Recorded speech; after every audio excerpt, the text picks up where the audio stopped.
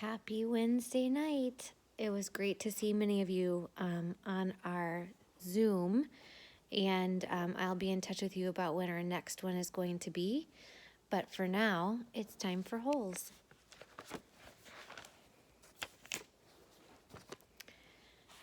Stanley was still digging. His hole was about 3 feet deep, but only in the center.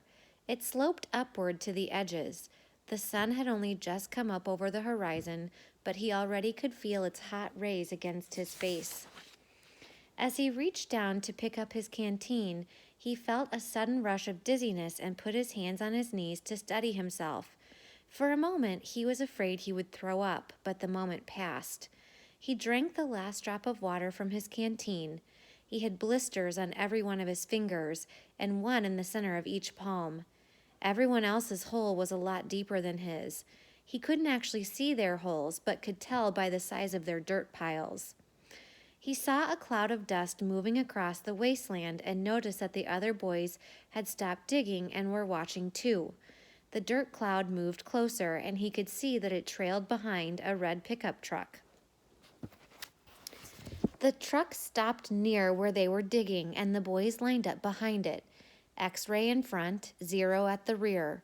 Stanley got in line behind Zero. Mr. Sir filled up each of their canteens from a tank of water in the bed of the pickup truck. As he took Stanley's canteen from him, he said, "This isn't the Girl Scouts, is it?" Stanley raised and lowered one shoulder. Mr. Sir followed Stanley back to his hole to see how he was doing. "You better get with it," he said, "or else you're going to be digging in the hottest part of the day." He popped some sunflower seeds into his mouth, deftly removed the shells with his teeth, and spat them into Stanley's hole. Every day, Elia carried the little piglet up the mountain and sang to it as it drank from the stream. As the pig grew fatter, Elia grew stronger. On the day of Myra's 15th birthday, Elia's pig weighed over 50 stones. Madame Zeroni had told him to carry the pig up the mountain on that day as well, but Elia didn't want to present himself to Myra smelling like a pig. Instead, he took a bath. It was his second bath in less than a week. Then he led the pig to Myra's. Igor Barkov was there with his pig as well. "These are two of the finest pigs I've ever seen," Myra's father declared. He was so impressed with Elia, who seemed to have grown bigger and stronger in the last 2 months. "I used to think you were a good-for-nothing book reader," he said, "but now I see that you are an excellent mud wrestler." "May I marry your daughter?" Elia boldly asked. "First, I must weigh the pigs." Alas, poor Elia should have carried his pig up the mountain one last time. The 2 pigs weighed exactly the same. Stanley's blisters had ripped open, and new blisters formed. He kept changing his grip on the shovel to try to avoid the pain. Finally, he removed his cap and held it between the shaft of his shovel and his raw hands. This helped, but digging was harder because the cap would slip and slide. The sun beat down on his unprotected head and neck. Though he tried to convince himself otherwise, he'd been aware for a while that his piles of dirt were too close to his hole. The piles were outside his 5-foot circle, but he could see he was going to run out of room. Still, he pretended otherwise and kept adding more dirt to the piles that he would eventually have to move. The problem was that when the dirt was in the ground, it was compacted. It expanded when it was excavated. The piles were a lot bigger than his hole was deep. It was either now or later. Reluctantly, he climbed out of his hole and once again dug his shovel into his previously dug dirt. Myra's father got down on his hands and knees and closely examined each pig, tail to snout. "These are 2 of the finest pigs I have ever seen," he said at last. "How am I to decide? I have only one daughter." "Why not let Myra decide?" suggested Elia. "That's preposterous!" exclaimed Igor, expelling saliva as he spoke. "Myra is just an empty-headed girl," said her father. "How can she possibly decide when I, her father, can't?" "She knows how she feels in her heart," said Elia. Myra's father rubbed his chin. Then he laughed and said, "Why not?" He slapped Elia on the back. "It doesn't matter to me. A pig is a pig." He summoned his daughter.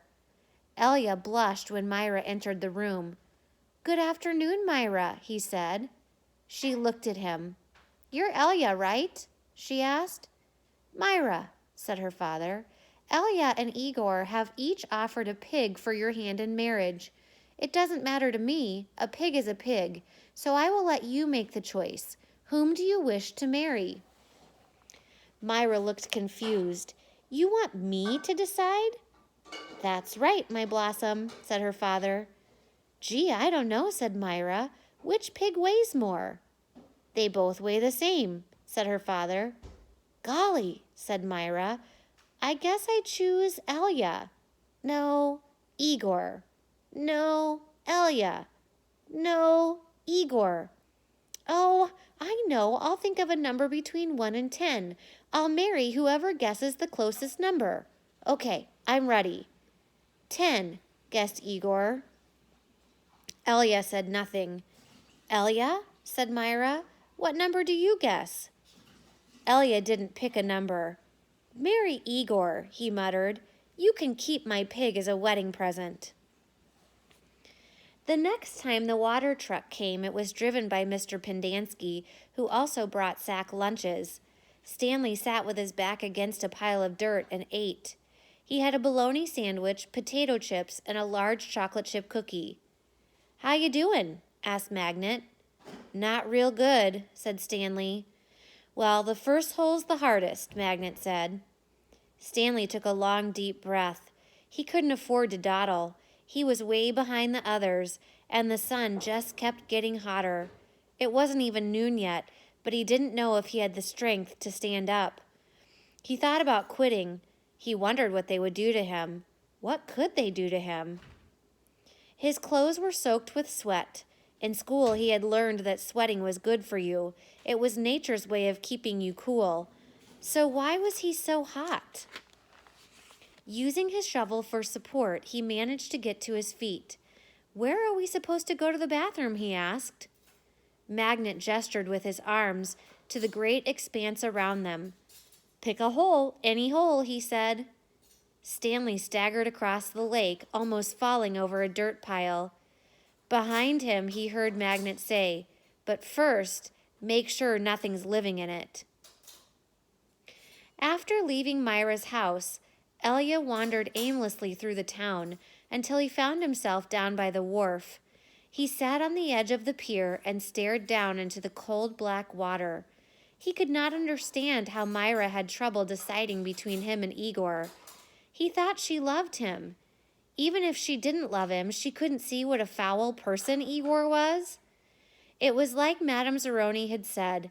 Her head was as empty as a flower pot. Some men were gathering on another deck, and he went to see what was going on. A sign read, "Deck hands wanted, free passage to America."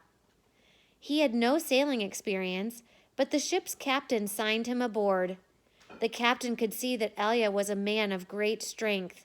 Not everybody could carry a full-grown pig up the side of a mountain. It wasn't until the ship had cleared the harbor and was heading across the Atlantic that he suddenly remembered his promise to carry Madame Zeroni up the mountain. He felt terrible. He wasn't afraid of the curse. He thought that was a lot of nonsense. He felt bad because he knew that Madame Zeroni had wanted a drink from the stream before she died.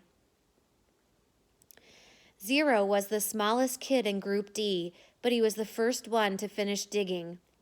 "You're finished?" Stanley asked enviously. Zero said nothing. Stanley walked to Zero's hole and watched him measure it with his shovel. The top of his hole was a perfect circle, and the sides were smooth and steep. Not one dirt clod more than necessary had been removed from the earth. Zero pulled himself up to the surface. He didn't even smile. He looked down at his perfectly dug hole, spat in it, and turned his head back to the camp compound. "Zero's one weird dude," said Zigzag. Stanley would have laughed, but he didn't have any strength. Zigzag had to be the weirdest dude Stanley had ever seen. He had a long, skinny neck and a big round head with wild, frizzy blonde hair that stuck out in all directions.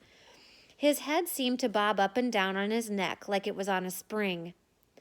Armpit was the second to finish digging. He also spat into his hole before heading back to the camp compound.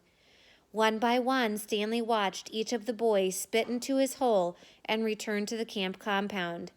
Stanley kept digging. His hole was almost up to his shoulders, although it was hard to tell exactly where ground level was because his dirt piles completely surrounded the hole. The deeper he got, the harder it was to raise the dirt up and out of the hole. Once again, he realized he was going to have to move the piles. His cap was stained with blood from his hands. He felt like he was digging his own grave. In America, Elia learned to speak English. He fell in love with a woman named Sarah Miller. She could push a plow, milk a goat, and, most important, think for herself. She and Elia often stayed up half the night talking and laughing together. Their life was not easy. Elia worked hard, but bad luck seemed to follow him everywhere. He always seemed to be in the wrong place at the wrong time. He remembered Madame Zeroni telling him that he should have a son in America. Elia was forever looking for him. He'd walk up to complete strangers and ask if they knew someone named Zeroni or had ever heard of anyone named Zeroni. No one did. Elia wasn't sure what he'd do if he ever found Madame Zeroni's son anyway. Carry him up a mountain and sing the pig lullaby to him? After his barn was struck by lightning for the third time, he told Sarah about his broken promise to Madame Zeroni. "I'm worse than a pig thief," he said. "You should leave me and find someone who isn't cursed." "I'm not leaving you," said Sarah, "but I do want you to do one thing for me." "Anything," said Elia. Sarah smiled. "Sing me the pig lullaby." He sang it for her. Her eyes sparkled. "That's so pretty. What does it mean?" Elia tried his best to translate it from Latvian into English, but it wasn't the same. "It rhymes in Latvian," he told her. "I could tell," said Sarah. A year later, their child was born. Sarah named him Stanley because she noticed that Stanley was Yelnats spelled backwards.